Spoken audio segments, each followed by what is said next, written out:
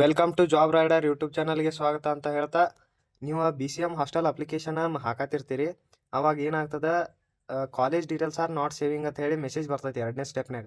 ಅದು ಎದಕ್ಕೆ ಬರ್ತೈತಿ, ಅದ್ರ ಸೊಲ್ಯೂಷನ್ ಏನ ಅನ್ನೋದ ಈ ವಿಡಿಯೋದಾಗ ನಾನು ನಿಮಗೆ ತಿಳಿಸ್ಕೊಡ್ತೇನೆ. ಸೆಕೆಂಡ್ ಸ್ಟೆಪ್ ಅಪ್ಲೈ ಮಾಡೋದ್ನಾಗ ಕಾಲೇಜ್ ಸೆಲೆಕ್ಟ್ ಯೂನಿವರ್ಸಿಟಿ ಅಂತ ಕೇಳ್ತೈತಿ.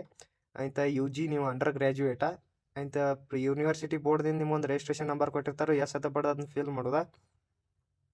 ಫಿಲ್ ಮಾಡಿದ ಬಳಿಕ ಗೆಟ್ ಡೇಟಾ ಅಂತ ಬಡಿದ.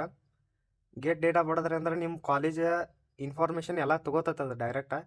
ಕಾಲೇಜ್ ಇನ್ಫಾರ್ಮೇಷನ್ ತೊಗೊಲಿಲ್ಲ ಅಂದ್ರೆ ಭೀ ನೀವು ಹಾಕಿರೋ ಭೀ ನಡೀತಿ, ಅದಕ್ಕೇನು ಸಂಬಂಧ ಬರಲ್ಲ.